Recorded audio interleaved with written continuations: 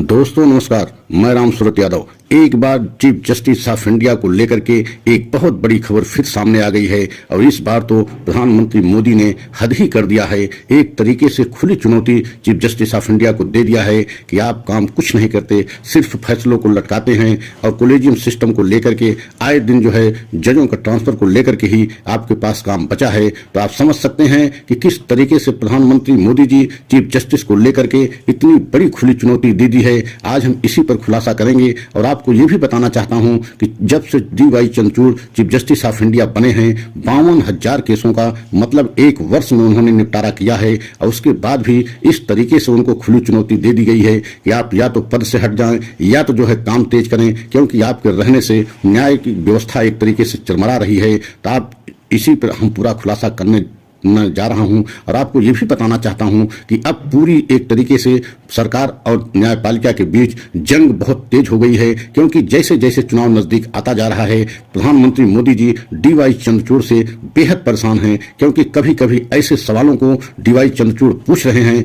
जो एक तरीके से सरकार को चुभ रहे हैं, खासकर प्रधानमंत्री मोदी को चुभ रहे हैं। तो आज हम इसी पर खुलासा करेंगे कि किस तरीके से इस समय प्रधानमंत्री एकदम हैरान परेशान है डी.वाई. चंद्रचूड़ को लेकर के। यही कारण है कि उन्होंने खुली चुनौती डी.वाई. चंद्रचूड़ को दे दी है। तो अगर आप हमारे चैनल पर पहली बार हैं तो लाइक सब्सक्राइब करें, वीडियो को अंत तक देखें, पूरा सच आपके समझ में आ जाएगा कि किस तरीके से इस समय डी.वाई. चंद्रचूड़ को लेकर के प्रधानमंत्री मोदी ने एक सख्त कदम उठा दिया है। और अभी आपने देखा है कि अमर उजाला में एक रिपोर्ट छपी है जिसके माध्यम से कानून मंत्री किरण रिजिजू ने एक पत्र लिख करके जो है ये मांग किया है डी.वाई. चंद्रचूड़ से कि कोलेजियम सिस्टम में सरकार अपना प्रतिनिधि चाहती है। मतलब कोलेजियम सिस्टम के माध्यम से जो जजों की नियुक्ति होती है उसमें सरकार का भी एक प्रतिनिधि होना चाहिए, मतलब एक एजेंट सरकार का भी होना चाहिए और सरकार जिसको चाहे उसी को जज बनाए। और इसी बात को लेकर के मामला बहुत आगे बढ़ गया है। और आपको यह भी बताना चाहता हूं कि आपने देखा है जब से डी.वाई. चंद्रचूड़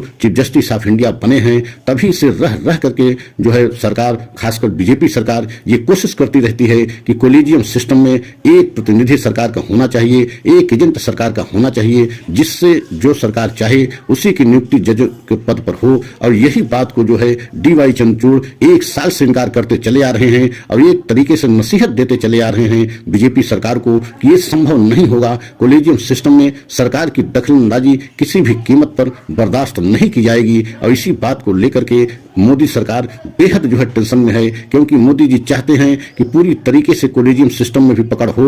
और आप जानते ही हैं कि पूरे देश की कोई भी संस्था ऐसी नहीं बची है जिस पर जो है प्रधानमंत्री मोदी की पकड़ न हो, और कोई संस्था ऐसी नहीं है जो मनमानी तरीके से काम कर सके। मतलब स्वतंत्र रूप से कोई संस्था काम नहीं कर सकती, जो बीजेपी सरकार चाहेगी वही जो है संस्थाएं काम कर रही हैं। आपने ईडी सीबीआई को देखा है किस तरीके से जो है आरोप उन पर लग रहे हैं, और चुनाव आयोग को देखा है कि किस तरीके से उन पर भी आरोप लग रहे हैं। लेकिन 2014 से लेकर के अब तक ये बड़ी बड़ी संस्थाएं बीजेपी सरकार की एक तरीके से कठपुतली बनी हुई हैं। और यही आरोप विपक्ष हमेशा लगाता रहा कि इतनी बड़ी बड़ी संस्थान जो है एक तरीके से बीजेपी हैक कर ली है और अपने मन माफिक जो है इनसे काम करवा रही है। विपक्ष के बड़े बड़े नेताओं को जेल भेज रही है और विपक्ष के बड़े बड़े नेताओं को पूछताछ के नाम पर हैरान कर रही है और एक एक दो साल के लिए उनको बिना किसी कारण के जेल भेज दे रही है। एक तरीके से बीजेपी सरकार विपक्ष मुक्त देश को बनाना चाह रही है और यही सारे आरोप विपक्ष लगा भी रहा है। और यही कारण है कि मोदी सरकार न्यायपालिका पर भी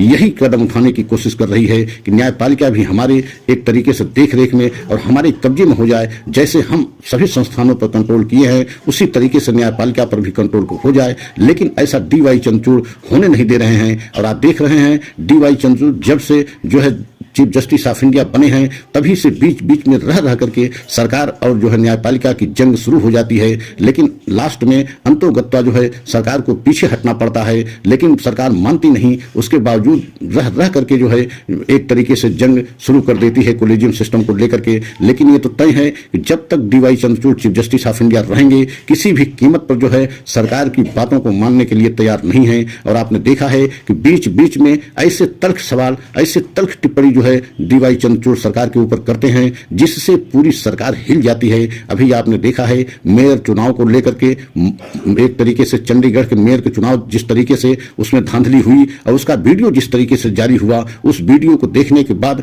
डीवाई चंद्रचूड़ ने इतनी तल्ख टिप्पणी बीजेपी सरकार के ऊपर किया कि क्या आज हमारे देश में लोकतंत्र की हत्या हो रही है। तो पूरी बीजेपी इससे तिलमिला गई, पूरी बीजेपी एक तरीके से हिल गई कि बताइए ये तो भाषा जो है विपक्ष का है। विपक्ष यही आरोप लगा रहा है कि पूरे देश में अब लोकतंत्र नहीं बचा है, लोकतंत्र के खुलेआम जो है मोदी सरकार हत्या कर रहे हैं। और यही अगर भाषा डीवाई चंद्रचूड़ बोल रहे हैं तो इसका मतलब सरकार को अब एकदम जो है बैकफुट पर सरकार आ गई है। और यही कारण है कि सरकार इस समय जैसे जैसे चुनाव नजदीक आता जा रहा है, सरकार बेहद चिंतित है कि अगर डीवाई चंद्रचूड़ के पास अभी 2-3 ऐसे फैसले हैं, अगर वो फैसले जो है सार्वजनिक हो गए या जिस तरीके से सुनवाई हो रही है वो चाहे ईडी के अधिकारों को लेकर के हो या फंडिंग को लेकर के हो। आपने देखा है चुनावी चंदे को लेकर के भी बहुत बड़ा देश में इस समय चर्चा का विषय बना हुआ है। कितना अधिक चर्चा जो है चुनावी चंदा बीजेपी को कहां से मिला, किस उद्योगपति ने दिया, किस कारण से दिया, उसके पीछे रहस्य क्या है, राज क्या है। मतलब चुनावी चंदे का मामला भी अगर पूरे देश के सामने सार्वजनिक हो गया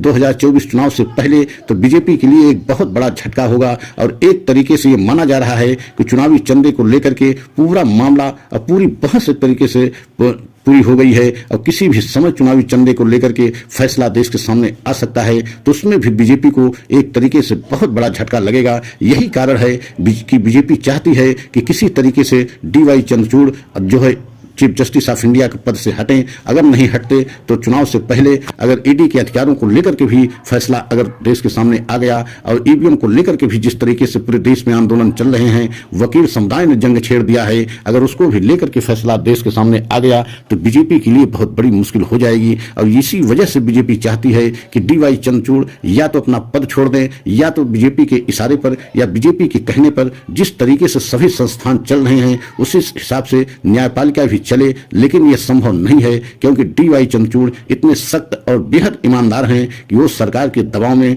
आने के लिए किसी भी कीमत पर तैयार नहीं है। और आपने देखा है कि 1 साल से DY Chandrachud chief justice of India बने हैं, तभी से सरकार रह करके जो है दबाव की बनाने की कोशिश करती है, लेकिन सरकार हर बार असफल हो जाती है। डीवाई चंद्रचूड़ सरकार के दबाव में किसी भी कीमत पर नहीं आ रहे हैं और यही कारण है कि सरकार की एक टेंशन बढ़ती जा रही है कि 2024 चुनाव से पहले कहीं ऐसा न हो कि जो और मामले हैं, चाहे ईडी के अधिकारों को लेकर के हो या चुनावी चंदे को लेकर के हो या एक तरीके से ईवीएम को लेकर के हो, ये तीनों बड़े ऐसे फैसले हैं कि अगर जो है देश के सामने, देश की जनता के सामने तीनों फैसले आ गए और बीजेपी को झटका लगा तो बीजेपी को 2024 के चुनाव में बहुत बड़ा नुकसान हो सकता है। इसीलिए बीजेपी जो है सरकार बेहद चिंतित और टेंशन में है कि ये बड़े बड़े फैसले चुनाव से पहले नहीं आने चाहिए। और यही कारण है कि बीजेपी पूरी ताकत अब लगा दी है कि इन फैसलों को या तो चुनाव के बाद जो है इनको सार्वजनिक किया जाए या चुनाव के बाद इन पर फैसला आए या तो डीवाई चंद्रचूड़ जो है अपना पद छोड़ें। अगर आप सभी देशवासियों को हमारा सच अच्छा लगा हो